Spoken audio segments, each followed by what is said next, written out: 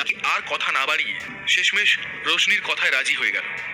রোশনির আসলে মনে হয়েছিল প্রশান্তের পাতা ফাঁদ থেকে কোয়েলকে কেউ যদি বাঁচাতে পারে তাহলে সেটা একমাত্র লাকি। কারণ লাকির মতো পরোপকারী ছেলে এই পৃথিবীতে পাওয়া দুষ্কর। এত অপমানের পরেও সেদিন হাসপাতালে কোয়েলকে দেখতে এসেছিল। শুধু তাই নয়, লাকি তার জন্য এত সুস্বাদু খাবারও নিয়ে এসেছিল। অন্যদিকে লাকিও যখন জানতে পারল যে কোয়েল গরিব বাচ্চাদের পড়াতে সেখানে 6 মাসেরও বেশি সময় ধরে ছিল, তারও কোয়েলের প্রতি দৃষ্টিভঙ্গি কিছুটা বদলে গেল। লাকির মুখ থেকে হ্যাঁ শুনে রোশনি যেন একটু আশ্বস্ত হলো। রোশনি তখন বলল, ঠিক আছে, আজ আমি কোয়েলকে বিকেলের দিকে কাছাকাছি কোথাও একবার ডাকছি।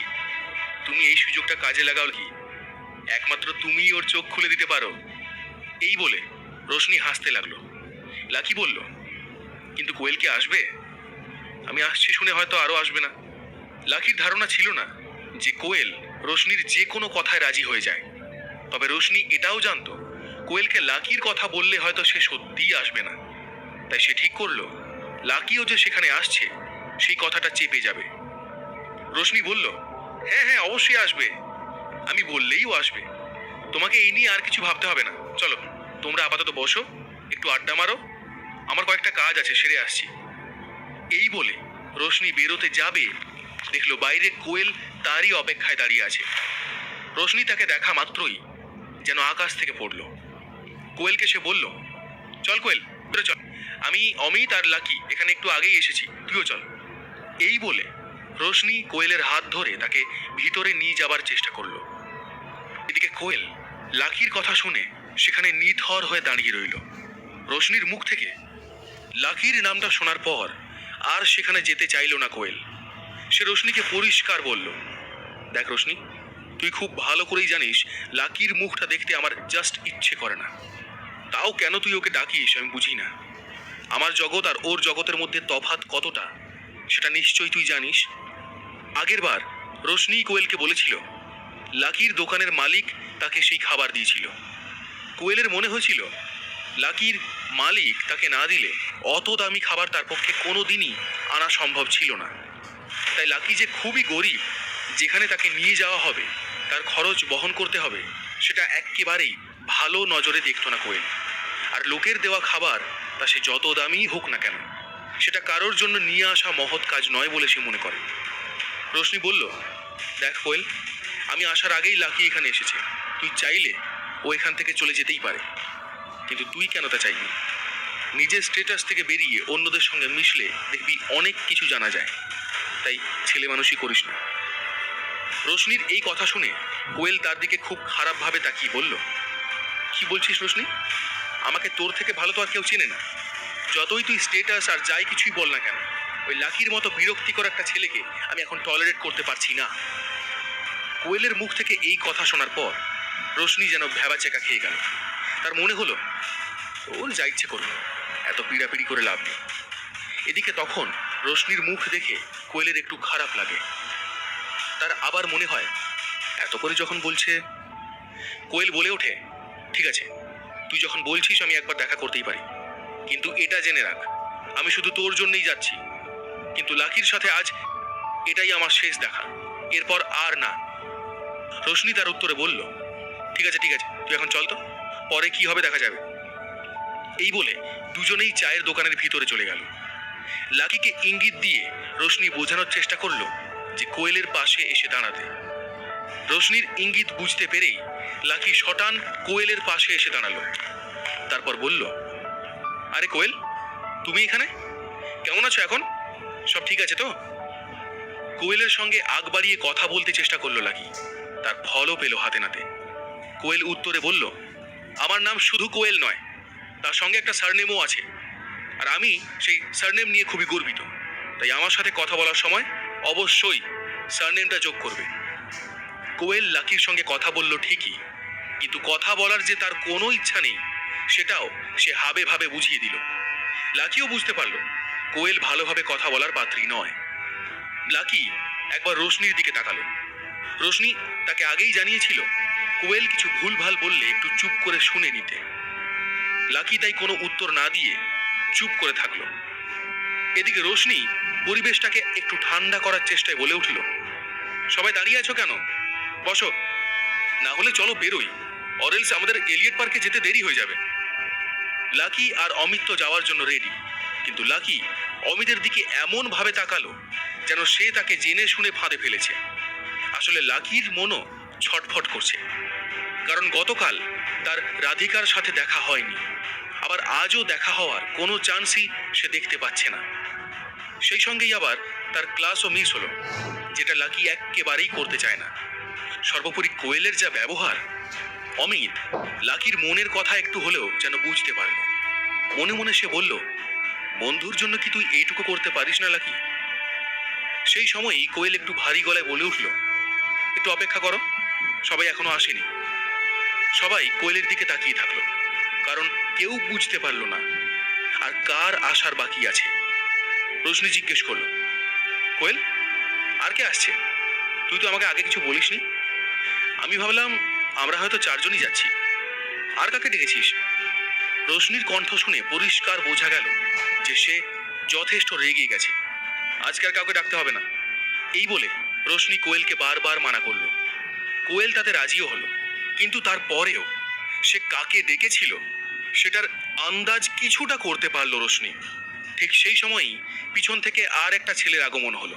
তার পরনে রয়েছে একটা সাদা টি শার্ট আর মাথায় একটা ক্যাপ। ছেলেটা এসে বলল, কোয়েল।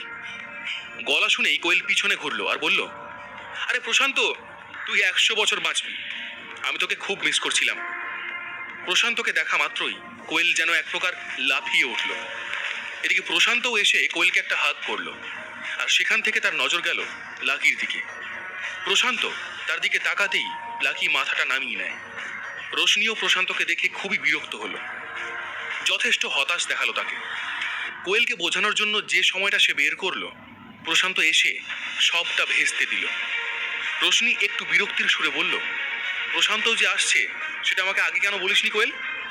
কোয়েল তখন একটু মাথা চুলকাতে চুলকাতে বলল, আরে শোন না, প্রশান্ত সকালে আমাকে ফোন করেছিল।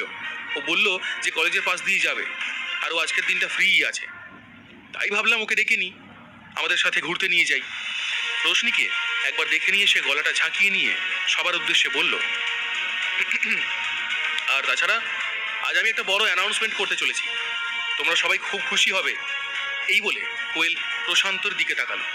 তারপর সে বলল, আসলে প্রশান্ত আমাকে প্রপোজ করেছিল, আর আমি ওকে হ্যাঁ বলে দিয়েছি, কারণ আমি এই মানুষটার সাথে সব থেকে বেশি খুশি থাকি। এই বলেই প্রশান্তের হাতটা চেপে ধরল কোয়েল আর হাসতে লাগলো। কোয়েলের মুখ থেকে এই কথা শোনার পর রোশনির বিরক্তি ভাব যেন আরো বেড়ে গেল। সে বুঝতে পারল না কোয়েলের এই কথায় কি উত্তর দেওয়া উচিত। রোশনি একবার মাথায় হাত দিল। সে কোথায় প্রশান্তের খপ্পর থেকে কোয়েলকে বাঁচানোর চেষ্টা করছে, কিন্তু তার আগেই কোয়েল যে ফাঁদে পড়ে গেছে সেটা বুঝতে আর বাকি থাকলো না রোশনির। কোয়েলের মুখ থেকে এই কথা শুনে বিরক্ত হয় অমিত। লাকির দিকে তাকিয়ে থাকে সে। লাকির দিকে তাকিয়ে সে যেন বোঝানোর চেষ্টা করলো তার দায়িত্ব আরো বেড়ে গেছে। এদিকে লাকিরও এই খবরটা শুনে খারাপ লেগেছে। তার মনে হলো কোয়েল আর ছেলে পেল না, একটা মিথ্যুককে শেষে ভালোবাসলো। যদিও লাকি এটাও বুঝলো কোয়েল কেন প্রশান্তকে হ্যাঁ বলেছে। কোয়েলের মনে হয়েছে তার খারাপ সময়ে এই প্রশান্তই তাকে সাহায্য করেছিল, কিন্তু আসলে সত্যিটা তো একমাত্র লাকিই জানতো। লাকির মুখটা দেখে যেন কোয়েলের খুব হাসি পেল। সে ভাবল লাকি হয়তো তাকে আর প্রশান্তকে একসাথে দেখে জ্বলছে। কোয়েলের ধারণা ছিল লাকি তাকে পছন্দ করে এবং তাই তার পিছু পিছু ঘোরে। আর আজ এই ঘোষণার পরে যেন সে লাকির হাত থেকে মুক্তি পেয়েছে, এটাই ছিল তার ভাবনা। লাকি মনে মনে বলল, এখন এরা দুজনে প্রেম করছে, আমি যেটা করতে এলিট পার্ক যাচ্ছিলাম সেটা আর করা যাবে না, তাহলে আমার চলে যাওয়াই ভালো। এদিকে কোয়েল তখন ভাবতে লাগলো, এই ভিখারিটা এখন আমাদের সাথে গেলে এর খরচাও টানতে হবে আমাদের। তাই লাকিকে আরো জ্বালানোর জন্য প্রশান্তের সঙ্গে বেশি করে ভালোবাসার নাটক করতে থাকলো কোয়েল।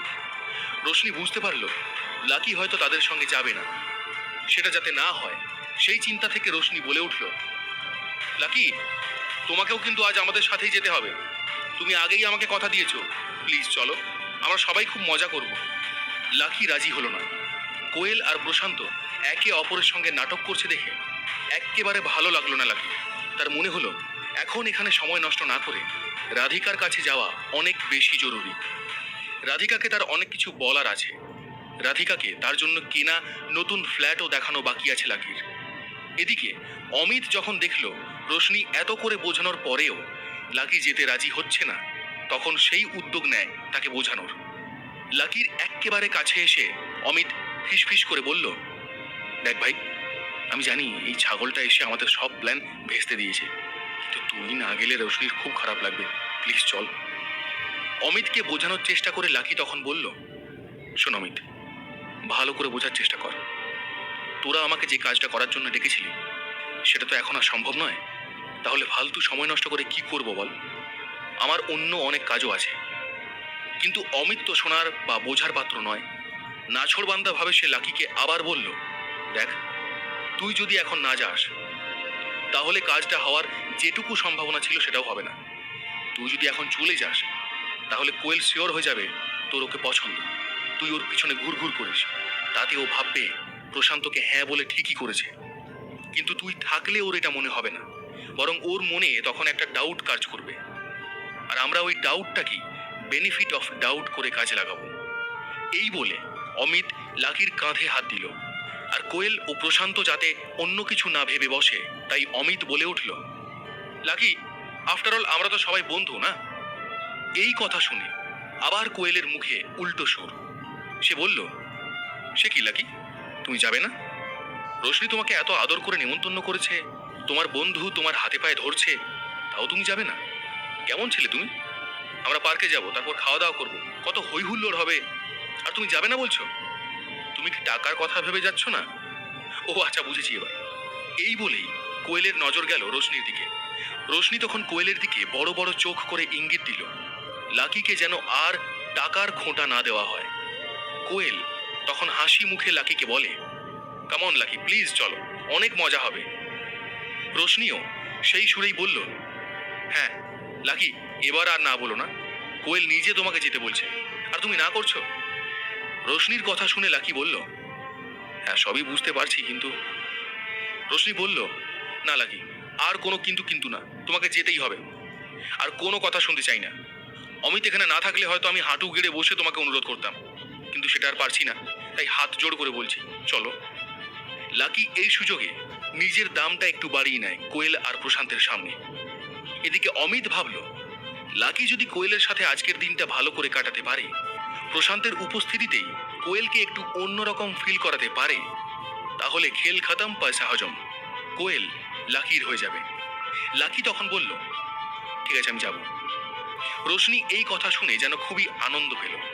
অন্যদিকে কোয়েল খুব খুশি হয়ে প্রশান্তের দিকে তাকিয়ে ফিসফিস করে বলল, যাক, কাউকে তো পাওয়া গেল শেষমেশ, যে আমাদের জন্য পার্কে খাবার, জুস এসব বই নিয়ে আসবে। এই কথা শুনেই প্রশান্ত হাসতে লাগলো। তারপর কি হলো? লাকি কি সত্যি কোয়েলকে প্রশান্তের ফাঁদ থেকে বের করতে পারবে, নাকি সে আবার নতুন কোনো সমস্যায় পড়বে?